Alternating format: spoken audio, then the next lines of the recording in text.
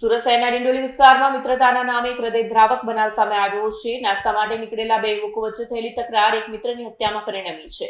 આ ઘટનાએ સમગ્ર વિસ્તારમાં અરેરાટી વ્યાપી છે।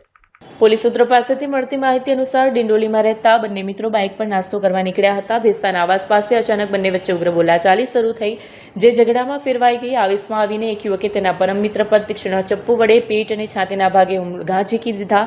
ગંભીર ઇજાગ્રસ્ત યુવકને સારવાર માટે ખસેડાયો, જ્યાં વધુ પડતા લોહી વહી જવાથી તબીબોએ તેને મૃત જાહેર કર્યો।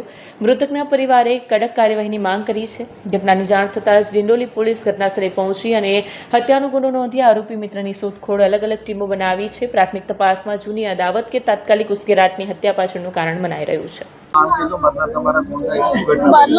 મારો ભાઈ હતો, મેં એની બેન છું। મારો ભાઈ આવું થયેલું છે, મને ન્યાય જોઈતો છે।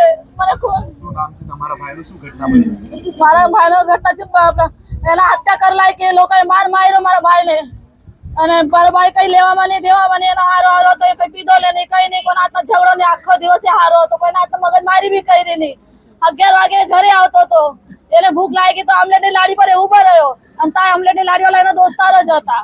તો પેલા ખાતા એના પેલા શીખ પંજાબી છે ને, આમલેટ લાડી ચલાવે એ માણસ આરીફ નામનો માણસ છે, એ લોકોનું એની હારી બનતી હતી।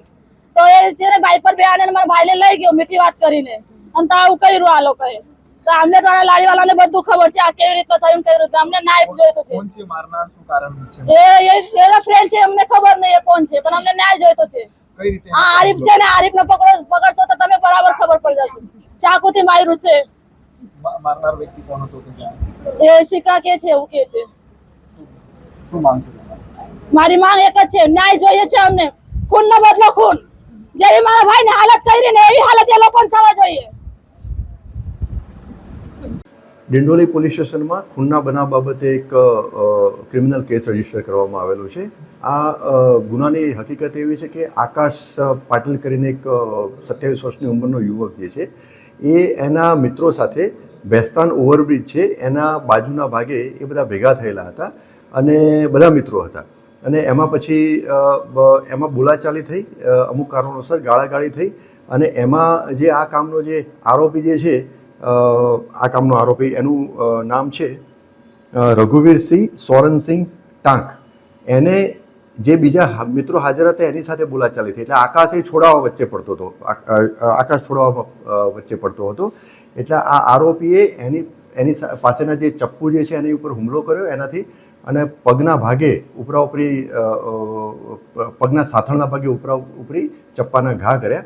એના હિસાબે ત્યાં જ એ બેભાન જેવી હાલતમાં થઈ ગયો, અને ફર્ધર ટ્રીટમેન્ટ માટે સિવિલ હોસ્પિટલમાં લઈ ગયા હતા, અને ત્યાં સારવાર દરમિયાન એનું મરણ જાહેર કરેલો હતો, જે અનુસંધાને આ ગુનો દાખલ થયેલો હતો। બનાવ બન્યા પછી આરોપી ત્યાંથી ફરાર થઈ ગયેલો હતો। સ્થાનિક પોલીસ સ્ટેશનને ડિસ્ટાફને આ ચોક્કસ બાતમી મળેલી હતી। બાતમી આધારે આ ગુનામાં જે સંડોવાયેલ આરોપી રઘુવીરસિંહ સોરનસિંહ ટાંક એ ભેસ્તાન આવાસમાં સરદાર આવાસમાં રહે છે, અને એ મળી આવેલ છે, અને એકત્રિત પુરાવા આધારે એની ધરપકડ કરવામાં આવેલી છે।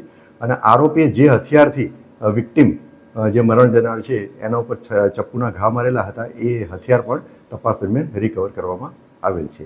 આ આરોપીના ગુનાહિત ઇતિહાસની વાત કરું તો આ આરોપી વિરુદ્ધમાં